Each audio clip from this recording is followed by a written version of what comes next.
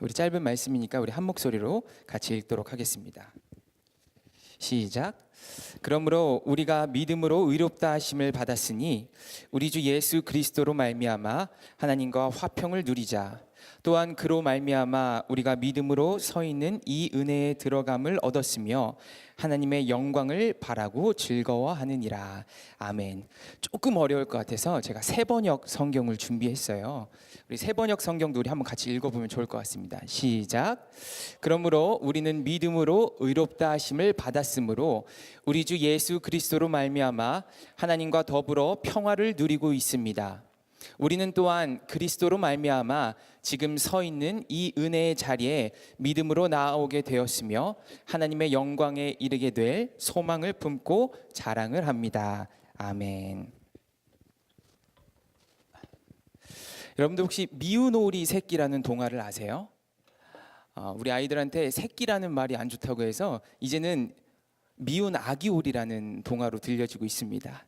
내용을 간단히 보면요, 어느 작은 농장에 아기 오리들이 하나둘씩 알을 깨고 나오는데 유난히 큰 한 알이 마지막으로 이제 알을 깨고 태어나는 거예요. 그 큰 알에서 태어난 아기 오리는 보통의 오리들과 조금 다르게 생겼다는 이유로 주변의 오리들에게 괴롭힘을 당합니다. 심지어 닭이랑 돼지들한테까지 놀림과 괴롭힘을 당해요. 그래서 그것을 견디다 못한 이 미운 아기 오리는 결국 집을 도망쳐 떠납니다. 혼자 춥고 외롭게 겨울도 보내요. 그런데 봄이 온 어느 날 이제 추위를 털고 날개를 펼쳤을 때 우연히 이 아기 오리는 자기가 날 수 있다는 사실을 발견합니다. 그리고 그제야 물에 비친 자신의 모습을 보고 자신이 오리가 아닌 백조라는 사실을 깨닫게 돼요. 알고 보니 이 오리가 아닌 백조라는 거였어요. 그래서 이 미운 아기 오리가 어떻게 살아갑니까? 백조들과 함께 하늘을 날며 함께 무리를 지으며 아름답게 살아간다는 그 이야기가 바로 미운 아기 오리의 이야기입니다. 저와 여러분들이 이 미운 아기 오리와 같은 삶, 자신의 정체성을 좀 제대로 알지 못하고 삶을 살아가는 것은 아닌지 생각을 해보게 돼요. 미운 아기 오리는 원래 백조였고 백조처럼 살아갔었어야 되는데 이유가 어쨌든 간에 오리들 안에서 살아가면서 자신이 오리인 줄 알았어요. 그리고 주변에서도 자신을 오리라고 하니까 이 미운 아기도 뭔가가 이상했을 겁니다. 오리처럼 살아가는데 자기한테 뭔가는 좀 잘 안 맞고 아마 굉장히 불편하고 힘들었을 거예요. 그런데 주변이 다 오리고 나보고 오리라고 하니까 오리처럼 살아야 된다고 하니까 오리처럼 살아간 거예요. 만약 이 미운 아기 오리가 자신이 백조라는 사실을 알았다면, 자신의 정체성을 제대로 알고 살아갔다면 어땠을까요? 자신이 어떤 것이 가능한 존재인지, 어떻게 살아갈 수 있는 존재인지를 알았다면 그의 삶은 어땠을까요? 만약 이 아기 오리가 다른 오리들과 달리 하늘을 날 수 있다는 사실을 알고 있었다면, 만약 자신이 미운 오리가 아니라 아름다운 백조인 것을 알았다면 이 미운 아기 오리의 삶은 좀 다르지 않았을까요? 우리의 인생에서도 정체성이라는 것이 얼마나 중요한지를 우리는 잘 알고 있습니다. 내가 어떤 사람인지, 내가 무엇을 할 수 있고, 내가 어떻게 살아가야 하는 존재인지, 어떻게 살 수 있는 존재인지를 아는 것, 이 정체성이 나의 삶을 만들어 갑니다. 그렇다면 여러분들은 신앙적으로 어떤 정체성을 가지고 살아가고 계세요?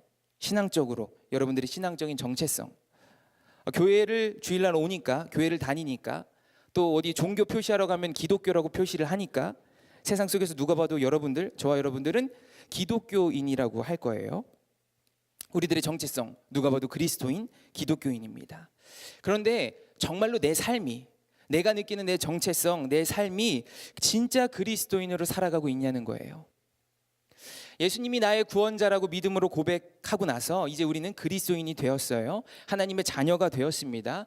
그럼에도 불구하고 내가 무엇을 할 수 있는 존재인지, 어떻게 살아갈 수 있는 존재인지, 어떻게 살아가야 하는 존재인지를 모르고 살 때가 우리는 참 많은 것 같아요. 알고 있어도 그거를 일부러 그러는 것처럼 참 잊은 채 살아갈 때가 많은 것 같습니다. 오늘 우리가 보고 있는 로마서 말씀으로 돌아가면요, 사도 바울이 로마 교회 그리스도인들을 향해 하는 이야기거든요. 왜냐하면 로마 교회 사람들도 예수님을 믿는다고 고백하는데도 불구하고 그들의 삶의 모습을 보면, 그리고 그들이 이야기하는 것들을 보면 뭔가가 그리스도인인 치고 좀 잘못된 거예요. 그래서 사도 바울은 오늘 믿음으로 의롭다함을 받은 그 그리스도인의 정체성, 즉 여러분과 저의 정체성이 무엇인지를 오늘 말씀에서 이야기하고 있는 거예요. 정체성이 무엇인지, 우리가 무엇을 할 수 있는 존재이고 어떻게 살아갈 수 있는 존재이고 어떻게 살아가야 하는 존재인지를 오늘 말씀에서 이야기하고 있는 겁니다. 그래서 저는 오늘 말씀을 통해서 그리스도인의 정체성에 대해 한 두 가지 정도를 이야기하려고 해요. 첫째, 그리스도인은 하나님과 평화를 누리는 존재입니다. 우리 1절 말씀 다시 한 번만 띄워주시겠어요? 자, 보면은 하나님과 화평을 누리자. 근데 누가? 우리가 믿음으로 의롭다 하심을 받았으니 라고 말하고 있어요. 여기서 우리가 누구예요? 저와 여러분들이죠. 그리스도인들. 예수님을 향한 믿음으로 구원받은 그리스도인이 되면은 어떻게 해야 되냐면 예수님으로 인해 하나님과 화평을 누려야 한다는 거예요. 오늘 성경 말씀을 보면 세 번역을 보면은 조금 더 의미가 분명해집니다. 세 번역 한번 띄워주시겠어요? 믿음으로 의롭다 하심을 받았으면 어떻게 되냐면 예수 그리스도로 말미암아 하나님과 더불어 평화를 누리고 있습니다. 그리스도인이 되면은 앞으로 평화를 누릴 것입니다가 아니라 평화를 누리고 있습니다.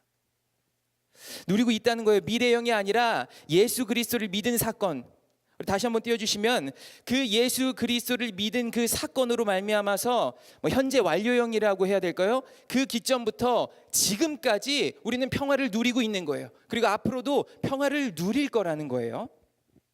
우리는 생활 속에서 이 평화라는 단어를 써요. 여러분들 평화롭다. 평화롭다. 그런 단어 안 쓰시면 얼마나 삶이 불편하시길래 그러신지 모르겠는데 막 쓰잖아요.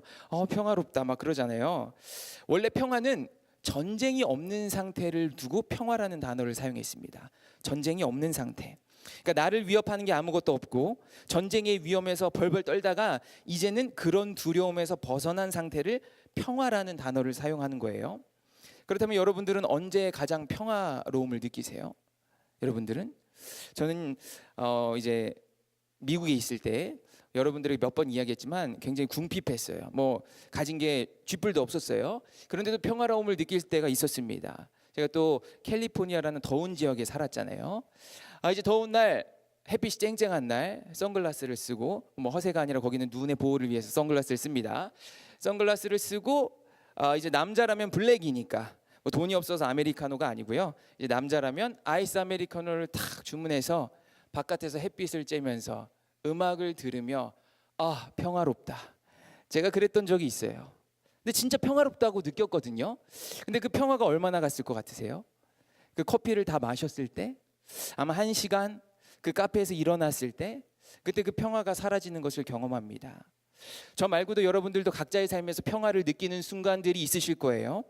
여러분들은 돈이 많을 때 통장 잔고를 보면서 평화롭다고 느끼실 수도 있고, 아니면 좋은 차를 타고 오빠 차 타고 가, 널 데리러 가, 이럴 때 얼마나 평화로워요.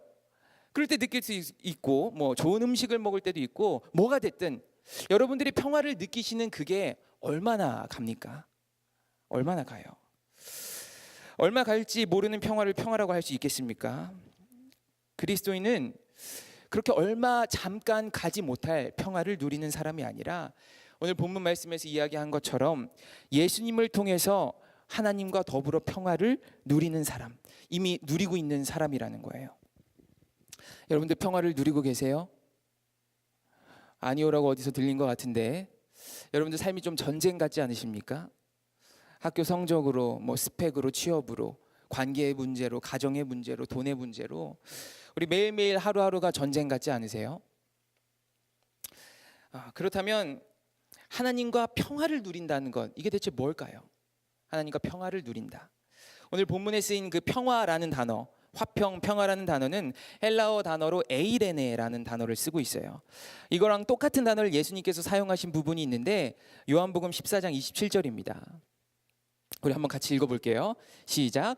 평안을 너희에게 끼치노니 곧 나의 평안을 너희에게 주노라.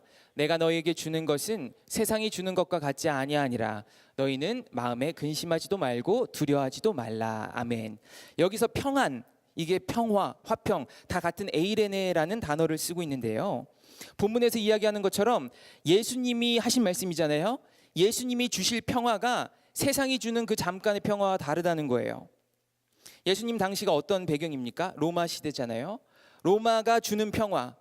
역사가들은 그 평화를 뭐라고 표현하냐면 팍스 로마나라는 용어로 표현을 해요. 로마의 평화.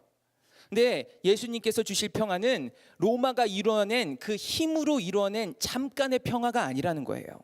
그 잠깐 있다 없어질 가짜의 평화는 다르다는 거예요.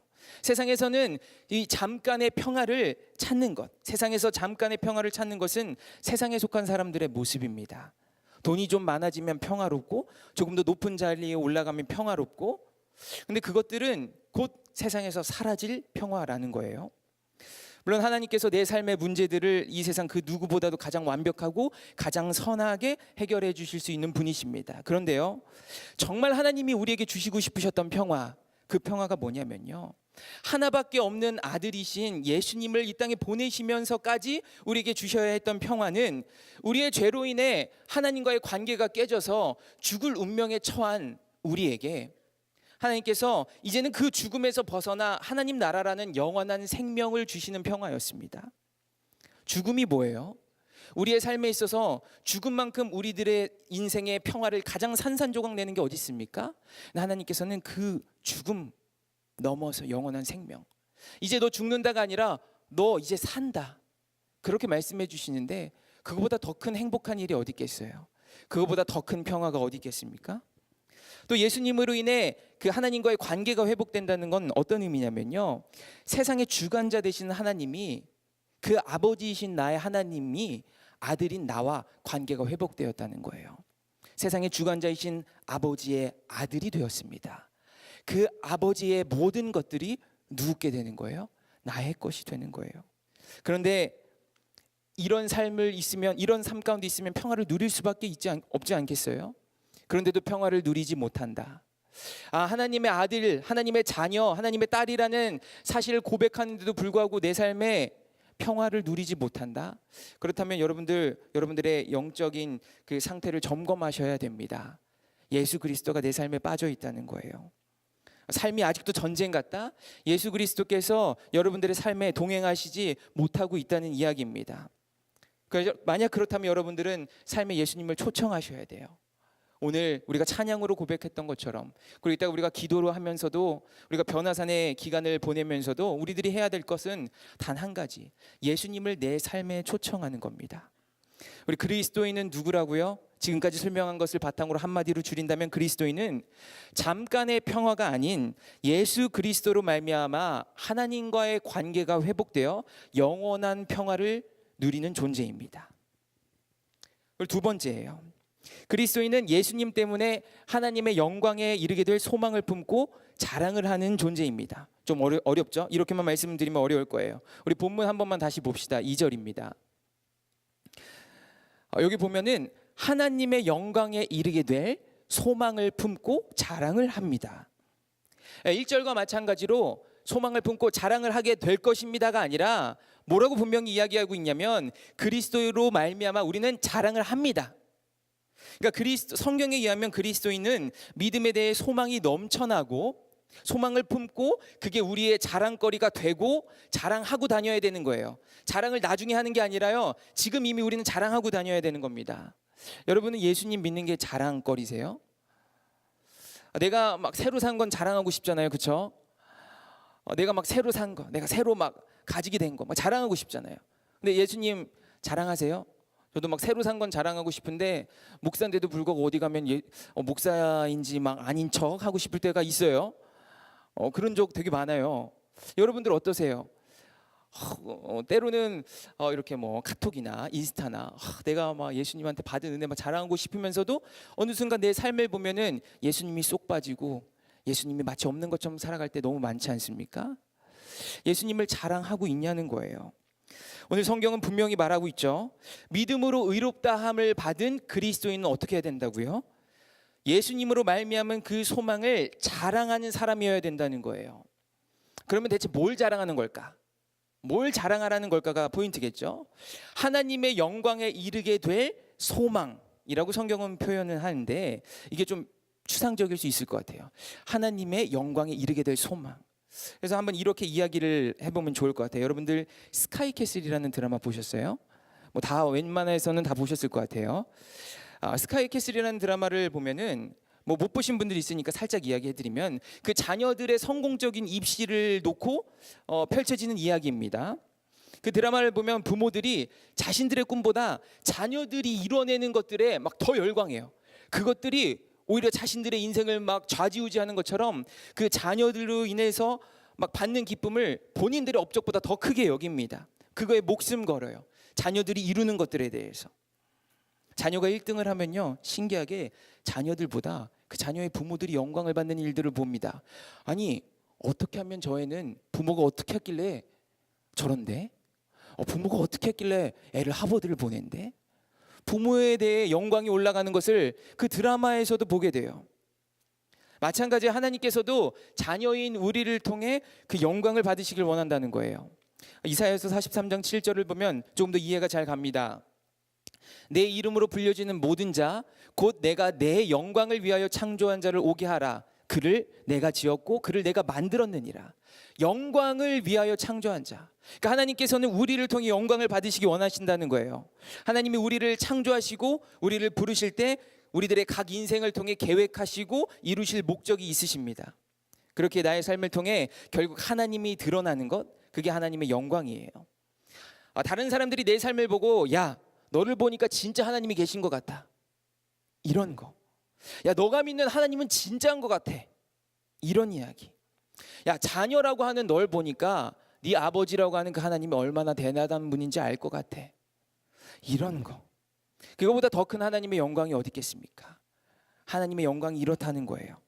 그러면 그 영광에 이르게 될 소망을 품고 자랑한다는 건 무슨 이야기냐면요, 나를 통해 계획하시고 나에게 약속하신 하나님의 일들, 그 일들이 반드시 이루어질 것을 자랑한다는 거예요. 그러니까 지금 내 눈앞에 있는 내 삶의 내 상황을 봤을 때 별 볼 일 없어도 내가 하나님을 자랑한다는 거예요.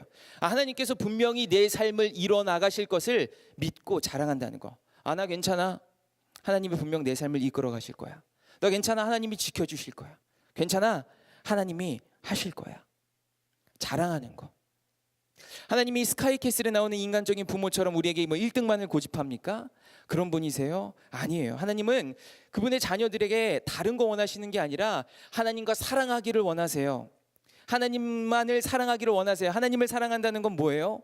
세상과 양다리 걸치면서 사랑하는 건 사랑이 아니에요. 어떻게 양다리가 사랑이겠습니까? 그렇게 하나님을 사랑한다는 것은 뭐냐면 그리스도인에게 유일한 기쁨이고 유일한 자랑거리가 되는, 하나님이 나의 유일한 자랑거리, 나의 유일한 기쁨이 되는 존재라는 거예요. 아이들에게는 여러분들 아빠가 슈퍼맨인 거 아시죠? 저는 뭐 아이가 없어서 모르겠는데 제 옛날 기억을 되살려보고 제가 이렇게 초등학생 아이들을 만났을 때 보면은 아이들에게는 아빠가 슈퍼맨인 것 같아요. 불가능한 게 없는 사람. 우리 아빠는 다 할 수 있어. 우리 아빠가 이것도 사줬는데, 야, 너네 아빠 뭐? 우리 아빠 뭐? 이런 거 있잖아요. 그렇지 않아요? 예, 우리 목사님은 슈퍼맨이 아닌가 봅니다. 예, 그 아이들이 슈퍼맨이라고 느끼는 것처럼 하나님을 자랑하는 거예요. 우리 아버지이신 하나님, 능히 못할 것이 없으신 하나님, 나를 영원히 사랑하시는 그 하나님을 자랑하는 것.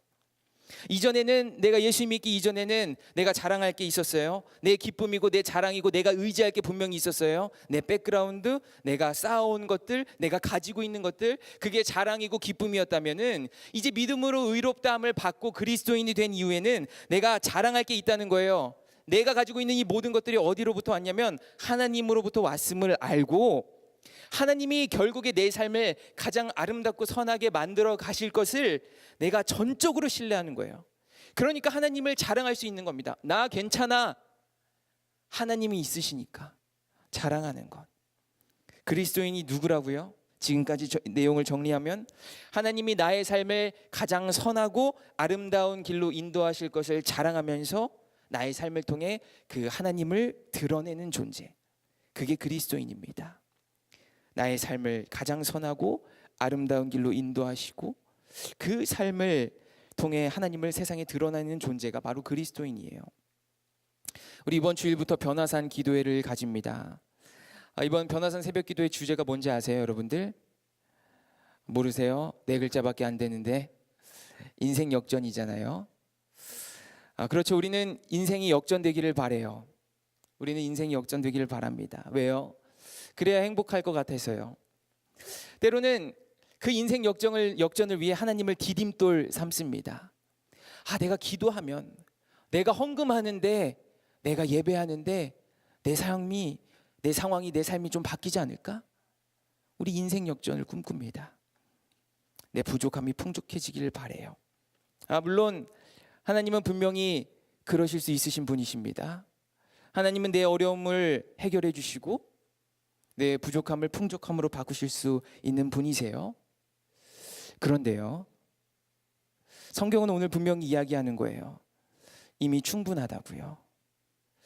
믿음으로 의롭다함을 받았을 때, 우리가 예수 그리스도를 믿음으로 고백했을 때 우리의 인생은 이미 역전되었다고요. 그리스도인인 당신의 인생, 저 여러분들의 인생은 예수 그리스도로 말미암아 이미 평화를 누리고 있습니다. 하나님이 당신의 삶을 가장 선하고 가장 아름답게 이루실 자랑거리가 이미 여러분들 삶에 차고 넘칩니다. 그래서 너무 기쁘고 감사한 삶이라고요. 그리스도인의 정체성이 이런 거예요. 이렇게 살아갈 수 있는 존재, 이렇게 살아가야 하는 존재입니다. 우리 아까 처음에 나눴던 미운 아기 오리 이야기로 잠깐만 돌아가 볼게요. 주변의 상황과 환경 때문에 자신이 오리인 줄 알고 날아다니지도 못하고 놀림받으며 고통받으며 살아가는 백조가 있습니다. 나는 하나님의 자녀인데, 믿음으로 의롭다함을 받은 그리스도인인데, 내 주변의 상황과 환경 때문에 나도 모르게 세상의 자녀처럼 살아갈 때가 있는 거예요.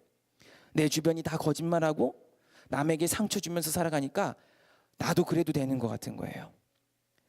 내 주변이 다 기쁨과 감사가 없고 불평과 불만, 부정적인 이야기를 하니까 나도 그래도 되는 것 같은 거예요. 이 세상이 돈이 최고라고 하고 높이 올라가는 게 최고라고 하니까 나도 어떻게든 그렇게 해야만 할 것 같은 거예요. 자신이 오리가 아니라 백조라는 것을 진작에 알았다면 하늘을 날아다니며 기쁘고 행복하게 살았을 것입니다. 내가 더 이상은 세상의 일시적이고 아주 잠깐의 평화를 가지고 살아가는 사람이 아니라 그 잠깐의 평화를 누려보겠다고 세상에서 매일같이 전쟁을 하며 세상 사람처럼 세상의 방법대로 살아가는 삶이 아니라 이제는 그 하나님이 주시는 영원한 평화를 가지고 살아갈 수 있는 존재라는 것을 알았다면, 이미 내 삶에 하나님으로 인해 자랑할 거리가 너무나도 차고 넘치다는 것을 우리가 알았다면 이제 우리 그렇게 살아갑시다. 오늘 성경은 분명히 이야기하는 거예요. 그렇게 살아가기에 이미 충분합니다. 왜요? 예수 그리스도로 말미암아 우리는 믿음으로 의롭다함을 받은 사람들이기 때문입니다. 이미 충분합니다. 여러분들 더 이상 인생 역전을 꿈꾸지 마시고 이미 예수 그리스도로 말미암아 인생 역전된 여러분들의 삶을 살아가시기를 바랍니다. 제가 기도하고 마치도록 하겠습니다.